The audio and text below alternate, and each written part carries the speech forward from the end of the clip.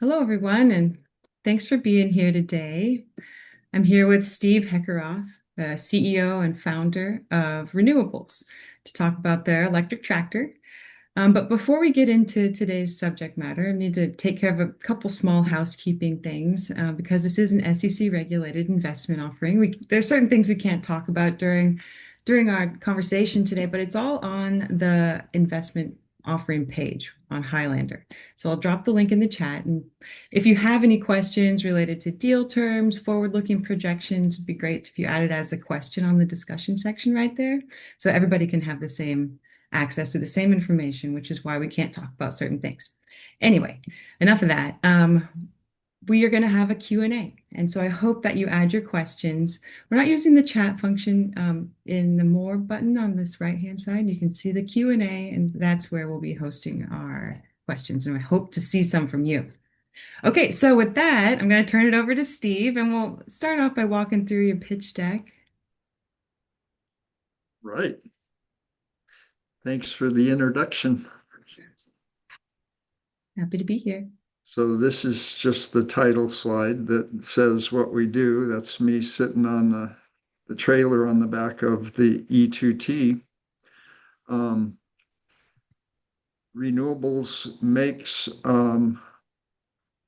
electric tractors. We're trying to reinvent the tractor to be sustainable for farming and for land management.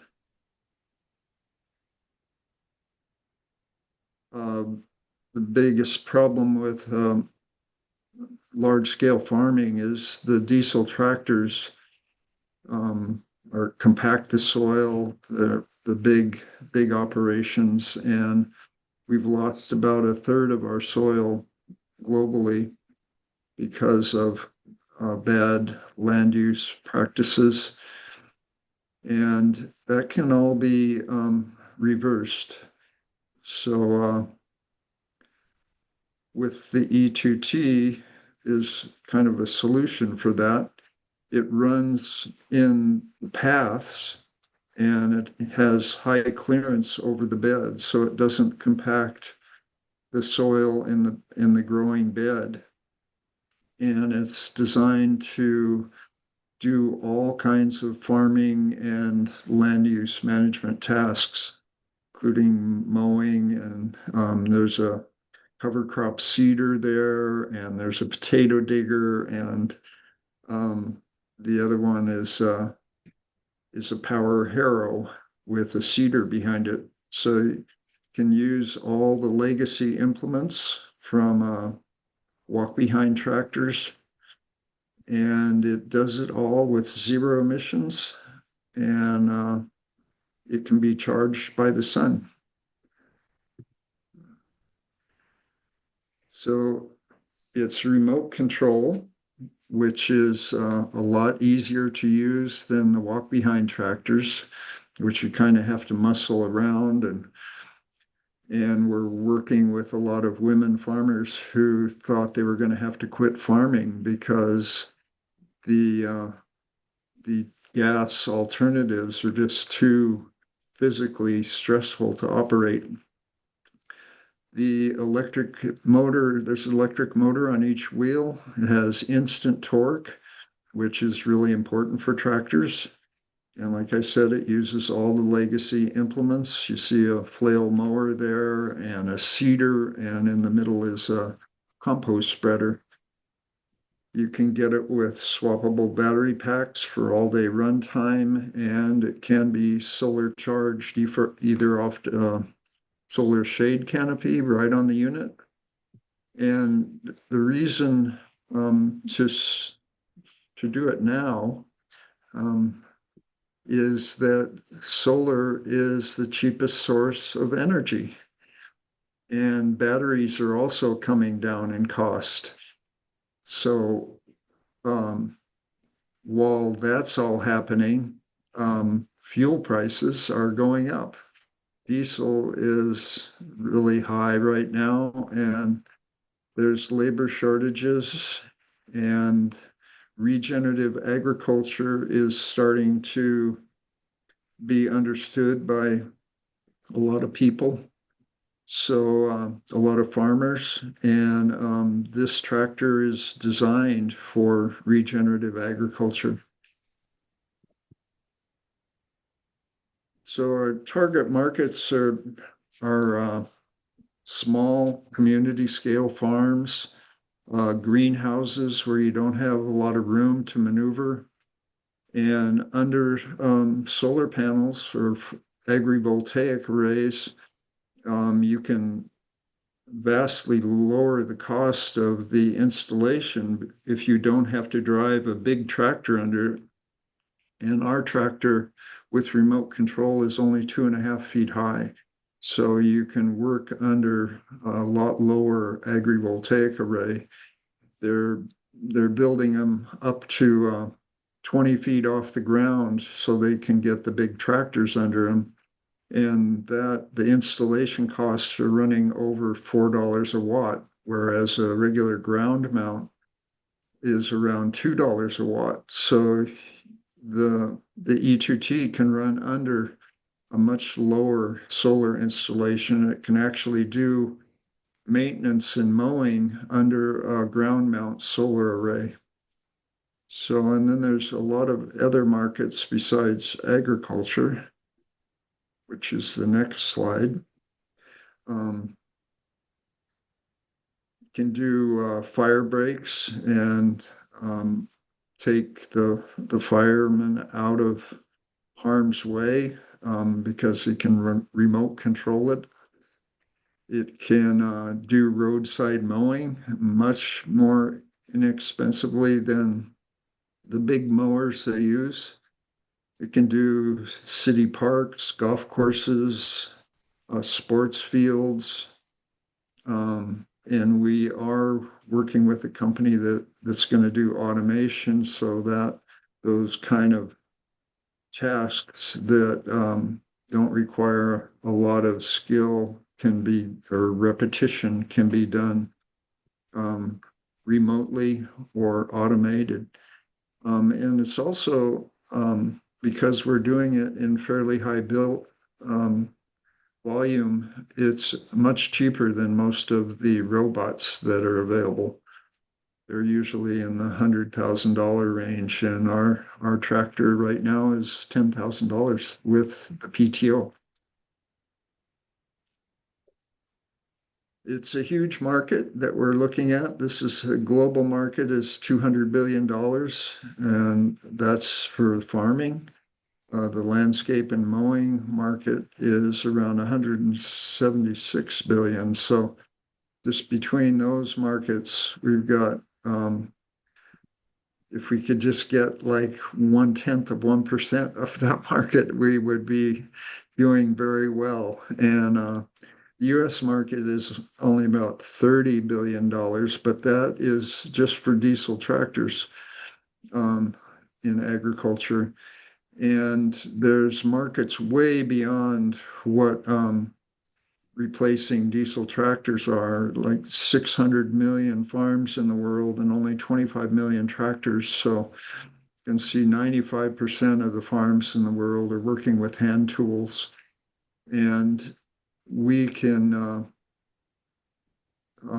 place our tractor anywhere the sun shines because it can operate off of electricity produced by solar energy rather than being dependent on the fossil fuel supply chain. So the market is much greater than even this shows.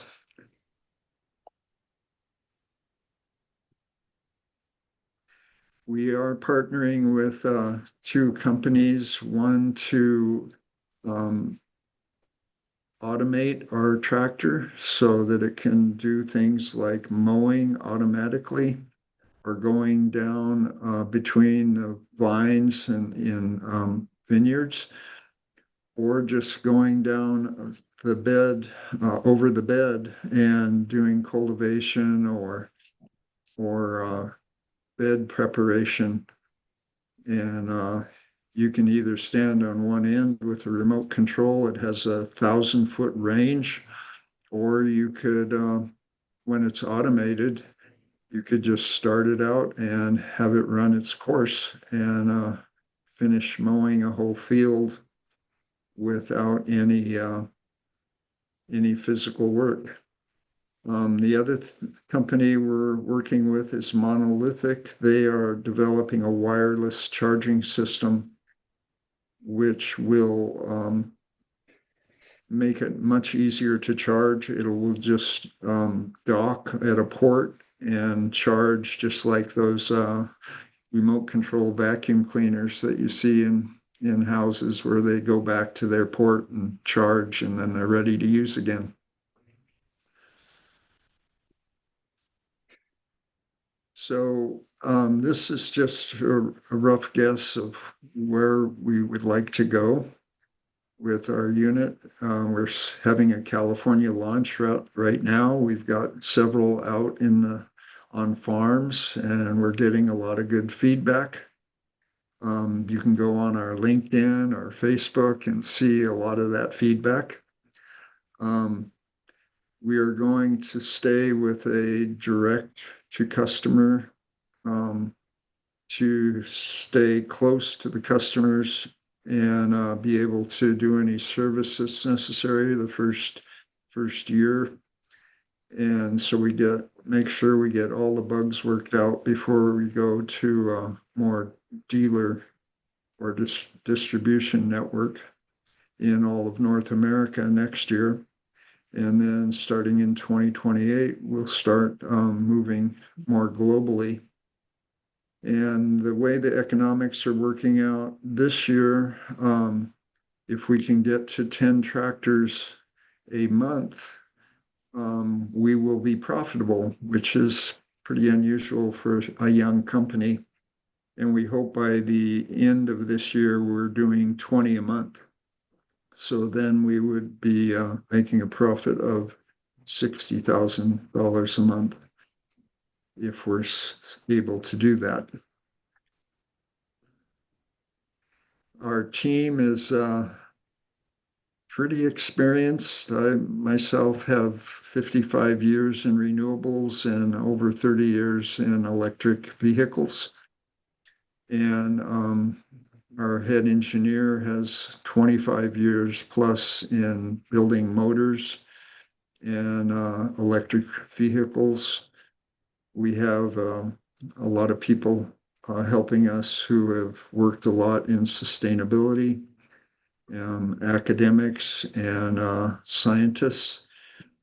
And our director of marketing, sales and marketing, has been with me for, I don't know, 6 or 7 years. So she knows all about electric tractors, which is really rare because most people have never heard of them. So we feel really lucky to have Erin in that position. And that's the end of the slideshow. So um, let Abby lead us to what's next. All right. Well, we do have our first question here in the Q&A. So everybody, please keep adding your questions. This one's from Dane. Are you able to discuss who you're working with for the autonomous capabilities? Well, Dane, I think your question might have gotten answered already. But do you want to add anything to that, Steve? Um, whether it's going to be autonomous or when it's going to Your be. the partnership, the autonomous partnership. Oh, that's with Beluga Navigation Systems. And he's pretty well known in the navigation world. He's kind of a rock star there. And in 3 weeks, he's got control of our communication that comes from out of our remote control unit, and he's put it on a cell phone. So he can operate the tractor off a cell phone, which is pretty amazing because everybody has a cell phone, so you won't need the remote control. Um, and and then beyond that, he'll make it so that you can just set it up to run a course, and it will run that course and go straight, turn around at the end, come back, and for like mowing a whole field or something, you can just set it up and then sit back and have a pina colada. Brilliant. What was the moment that you went from electric cars to electric tractors? Um, well, I was building electric Porsche Spiders, and they were these beautiful little you've got a photo of that, I I know think, I'm somewhere. looking for it. Where was it? Okay. Um, but it was a replica kit. It weighed less than 1,000 pounds without the engine and the gas tank. And in the conversion, um, I had to put, this was back in 92, I had to put 1,400 pounds of lead acid batteries in it. And it won all the competitions it was in. It went 0 to 60 in 8 seconds, which was pretty good back then. And it had over 100-mile range, which was unheard of. And the secret was to have more than half the weight of the vehicle be in batteries. And at that time, it was lead acid. So it was like a ridiculous thing to do to get a beautiful little sports car and put 1,400 pounds of lead in it. And then I went to the county fair, and that's the next photo. And I saw this tractor with this big cement block on the back.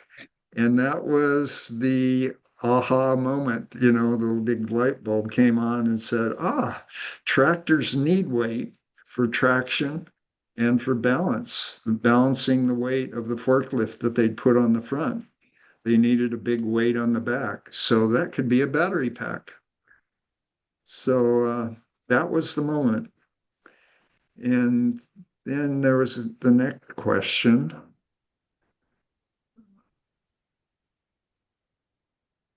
Just a moment. Oops.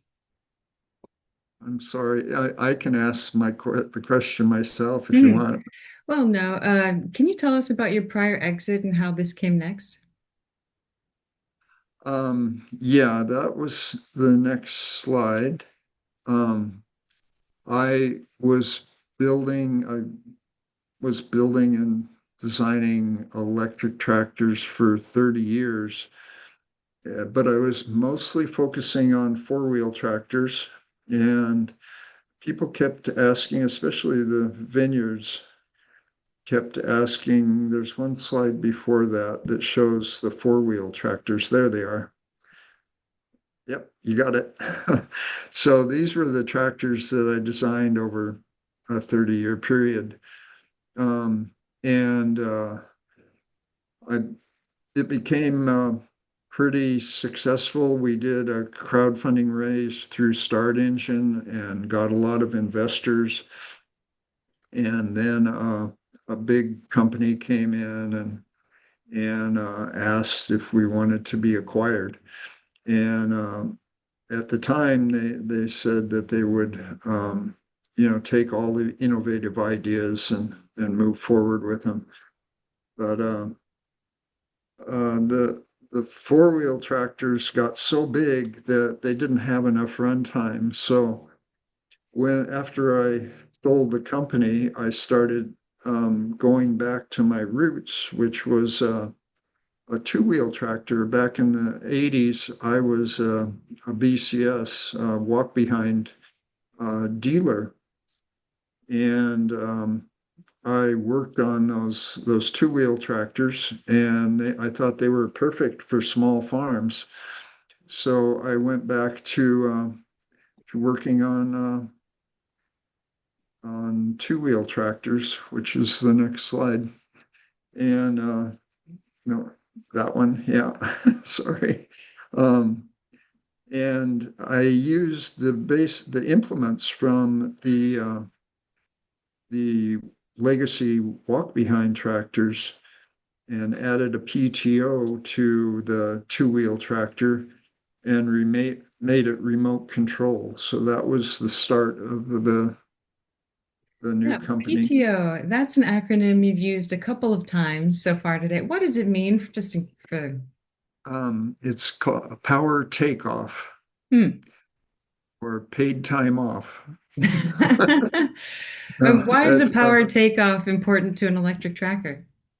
It runs all the power implements. Without the power takeoff, it's just like a horse, draft tractor or ox. Um, it's great for pulling like a compost spreader or a trailer or one of the ATV implements that you can pull behind an ATV, or cultivating in the field. Um, but in order to till or mow or any of the other uh, implements that require power, you need what's called a PTO. And this one's a direct drive motor, which is unusual for a tractor. Most of them have a shaft that comes out. That's one of the most dangerous parts of a tractor because if you get something caught in that shaft, you get wrapped around it. And and this is direct drive, so there's no shaft, so it's a lot safer. Hmm. And and being remote control, you can be away from the tractor, so you're not endangering yourself by being that close. I remember with the walk behind, sometimes when you'd put it in reverse, the tractor would back right up on you. Sometimes I got trapped against a building or something Oh my gosh. because Hmm. it's there's 13 levers and they're very hard to control. So with remote control, it's just your finger. All you're using is your finger, and you can walk alongside the tractor and see what you're doing. You can see what the quality of the soil is, how the plants are growing. When you were muscling that walk behind tractor around, you couldn't do any of that. All you were doing was focusing on trying to keep the thing going and in the right direction and keep it running. You know, if you're mowing some heavy grass, it would die and then you'd have to restart it. And so it was really, really hard to operate. And this has taken all the work out of it. Okay. So you had a prior exit in the electric tractor space, and then you turned your attention to the two-wheel tractor. Um, and it seems like this is a really practical tool. Can you tell us a little bit, why did you close on Start Engine and start on Highlander? Highlander approached us after we finished the start engine raise, and we thought we'd try them out. They're a fairly new platform, and so we moved on to Highlander, um, and that's where we are now. Okay. Briefly, you've been an architect, worked in transportation sector, and how long have you been a proponent of renewable energy? How do these experiences set you up for the company? Well, all of it is about the sort of moment I had at the Santa Barbara oil spill where I decided that I wanted to find alternatives to fossil fuel. And that's basically all my professional life has revolved around finding alternatives to fossil fuel, starting out with as an architect doing passive solar homes. There's a picture of one of the solar homes that it's What on a the Minnesota location. coast, Wow. and it's all passive. It's a pretty unhospitable point of land that the wind comes down from Alaska and is really hard to even have a picnic there. But I built it so it was sheltered from the wind and exposed to the sun all year round. And inside the house, it stays between like 65 and 75 degrees all year long without any outside energy, just using passive solar design, which I wrote a little manual on in 1992 after building about 20 passive solar homes. And then I went on to electric vehicles and we talked about the electric Porsche spiders. I started building. Um, the idea with electric cars was to find the lightest car available and then fill it with lead back then, which is kind of counterintuitive, but it's gotten a lot better with battery development with first nickel metal hydride and then lithium batteries. And I think sodium batteries are going to be next. But I did electric cars for a while and then electric tractors. I had a shop in Fort Bragg, California, where I was building electric tractors for a while, and that developed into the company that I sold in 2020, and then went on to do the E2T. And that's where we are today. So we may not think about small farms being a big market opportunity, but you've defined it as a $300 billion market globally. Why do you think it's so overlooked? It's because the big tractor manufacturers are focused on their profit margin and they make a lot of money off the big tractors and not so much off the small tractors. It's very competitive in the small tractors. And so they have not made, they're still not making electric tractors, but they have not made tractors that fit the small farms. Most of the walk behind tractors are either made in Italy or in India and some in China.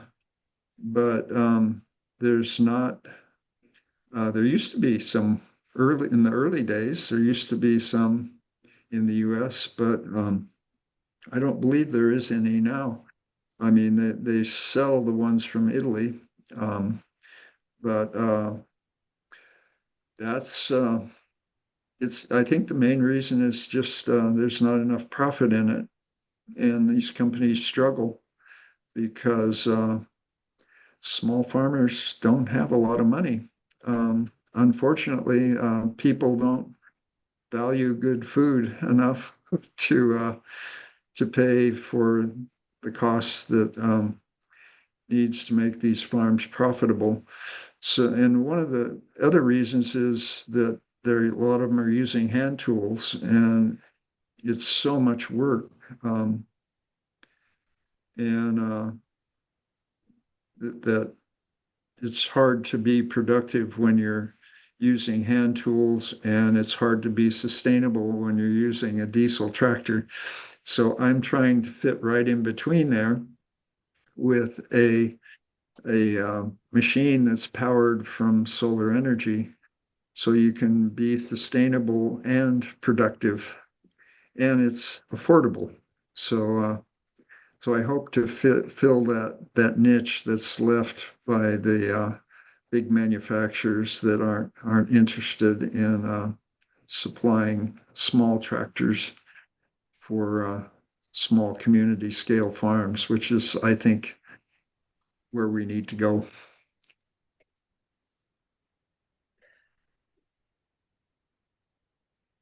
What percentage of the market do you think you can capture?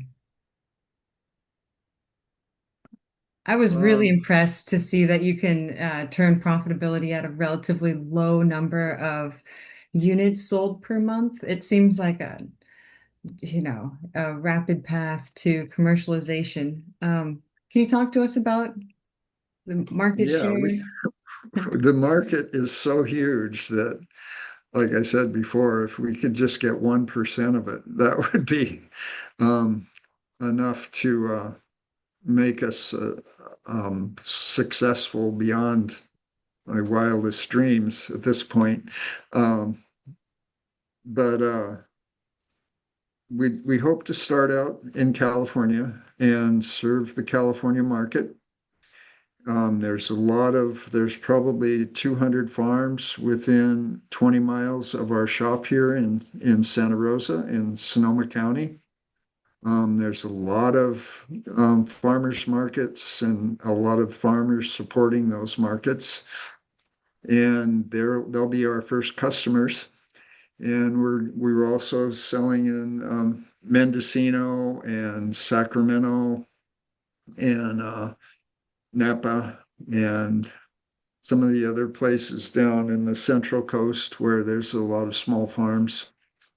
So that will be our first market. And then with with automation, that'll open up other markets that are more profitable, like mowing and um, the greens mowers are very expensive machines. So they can cost up to 60 or $80,000 for a greens mower.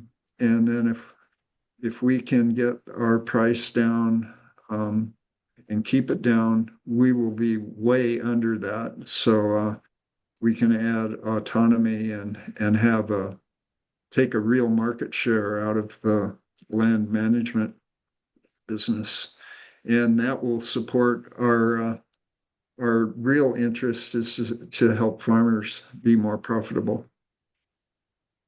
Is it accurate to say that you're at the prototype stage right now? No, we're beyond prototype.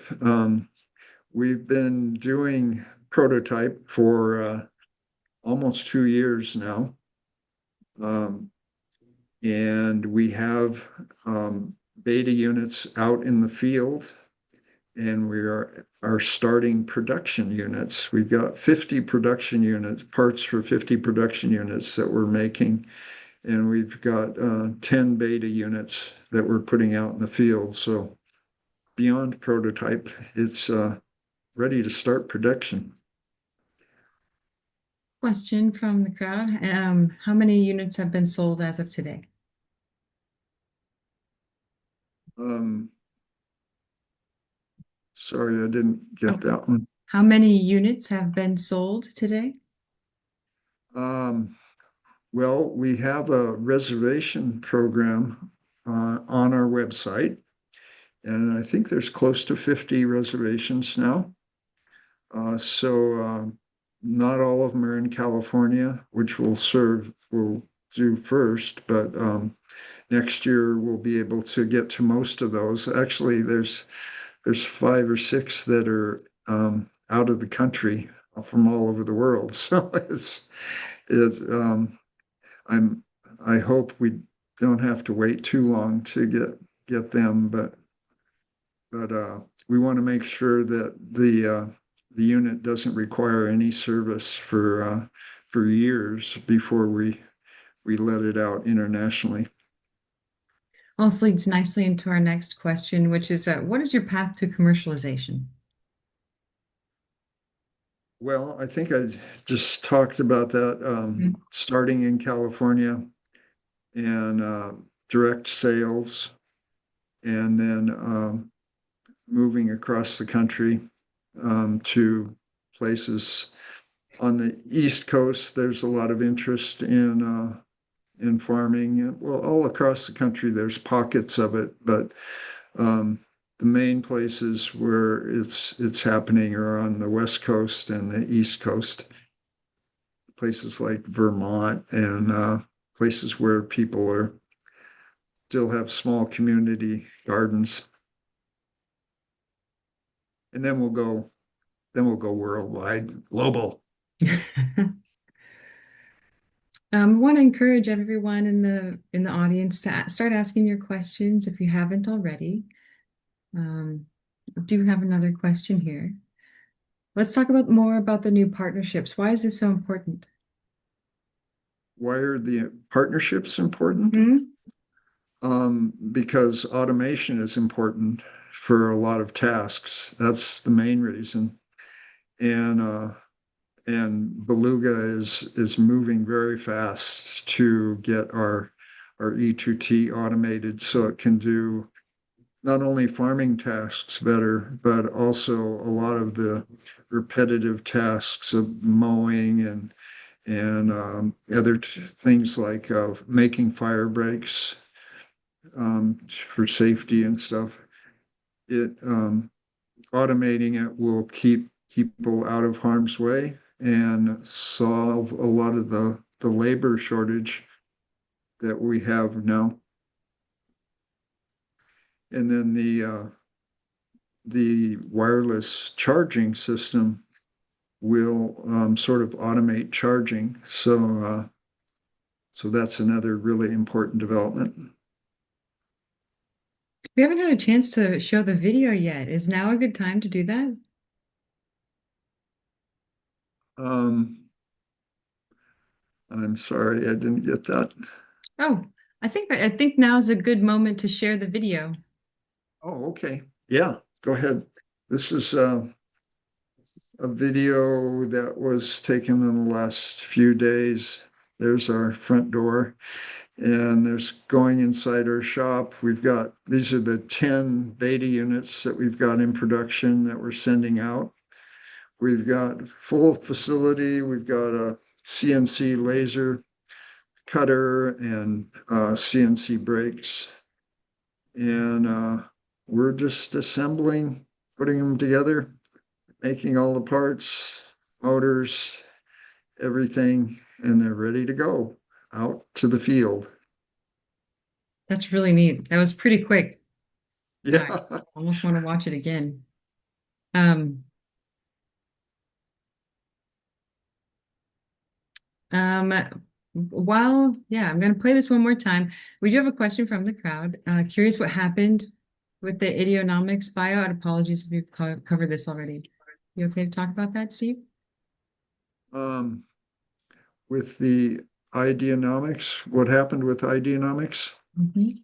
Um, the people they hired to manage the company after they acquired it were from the diesel tractor industry, and they tried to sell it through a diesel tractor network, and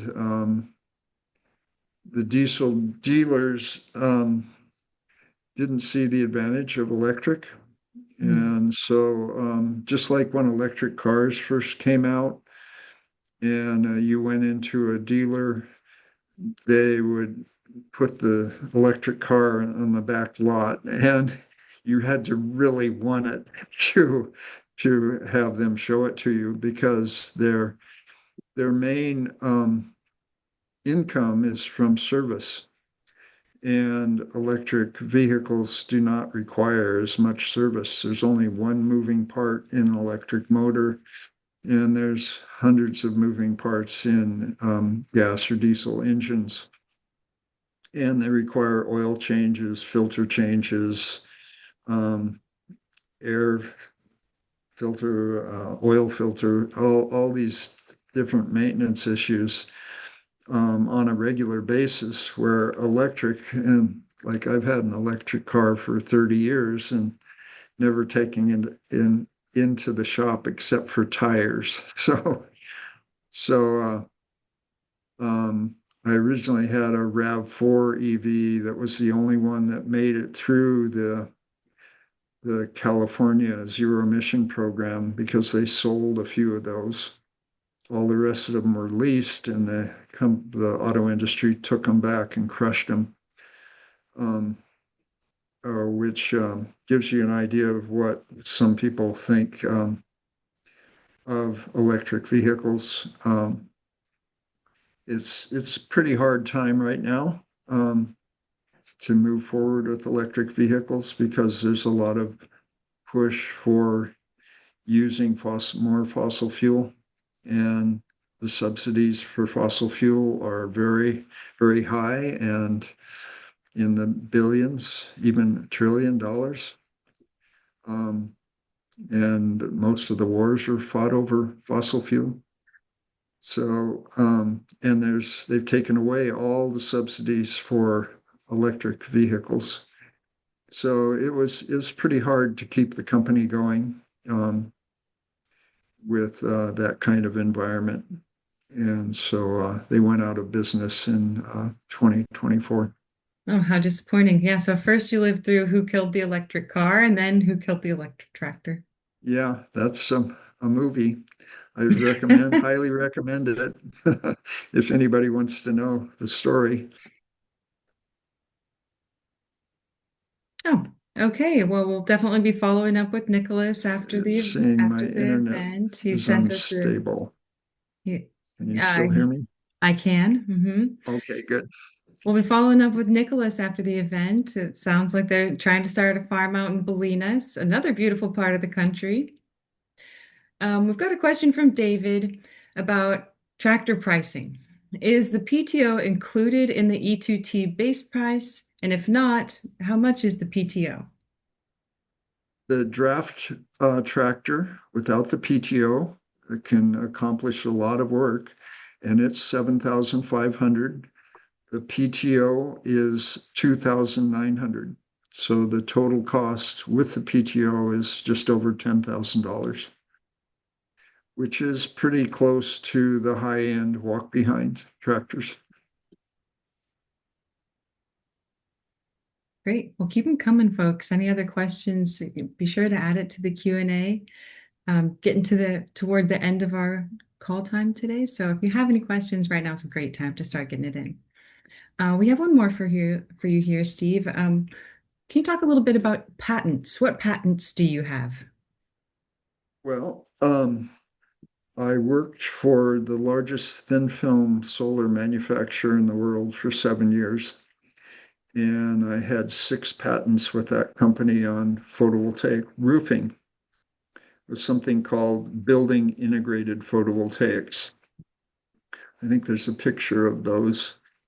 Um, Okay. but I designed different types of building integrated photovoltaics. Oh, maybe it didn't make it in that one. Is it this There one? it is. Yeah, that's one.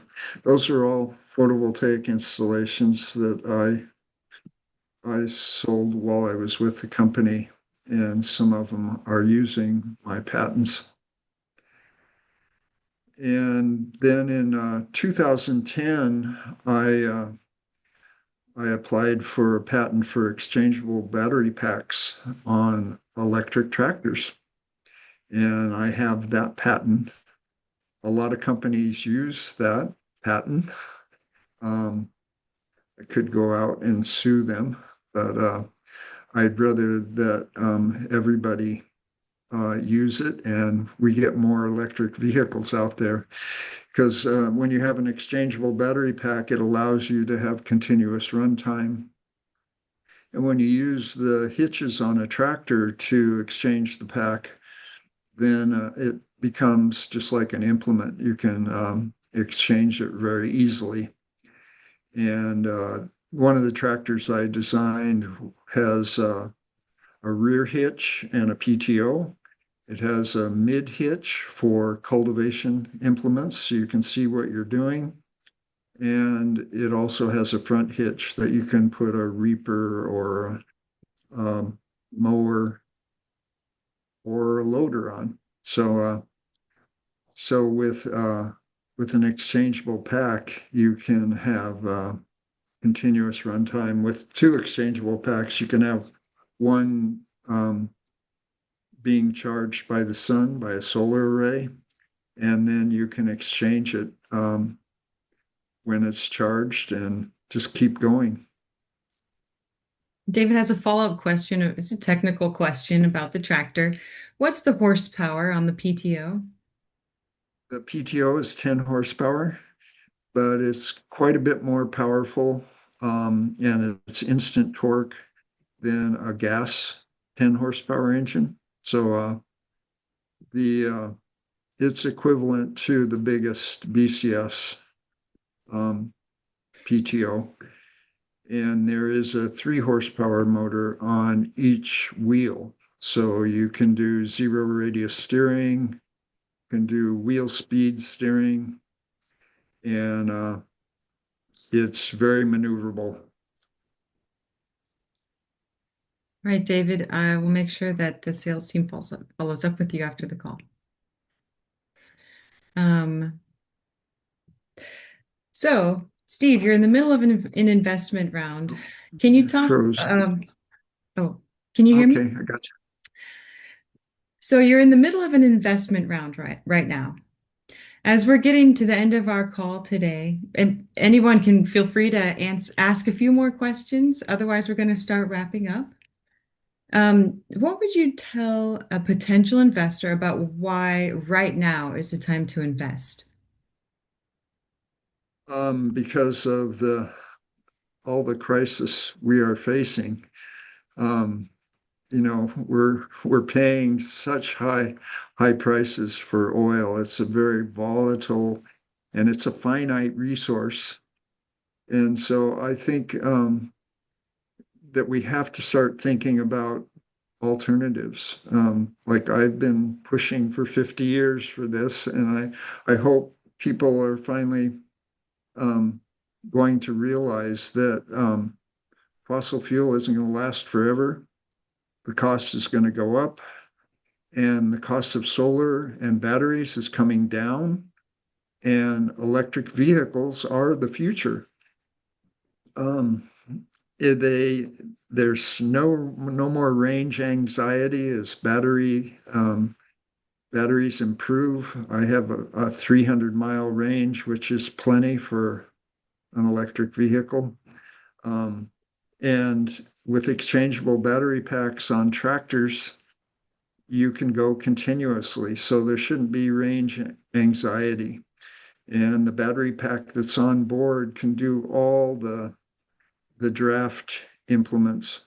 So it's a tractor that's equal or better than what you can get out there that's powered by a fuel that's in limited supply, causes pollution, is very noisy, ruins your hearing, ruins your lungs, ruins the soil, ruins the crops, and don't get me going.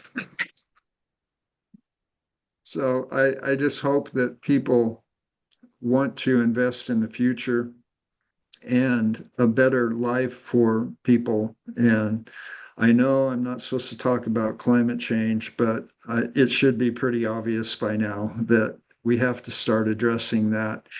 And agriculture, in my opinion, is the best way to address it because plants take in carbon dioxide and they put it in the ground.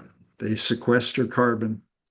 And so if we can get agriculture off of fossil fuel and onto solar energy, then we can start sequestering carbon instead of spewing it in the air and causing climate change. Well, regardless of what side of the political aisle that we find ourselves on, I find that there's a huge movement toward clean food overall in a broadly speaking. So I'm so encouraged to hear people talking about regenerative agriculture. It's so easy to overlook small farms as such an important and integral piece of our community fabrics, but also the economies where we live, right? I mean, Steve, do you know what's a percentage of food that comes from small farms? It's over 60%. Over So, 60%. Yeah. yeah, yeah.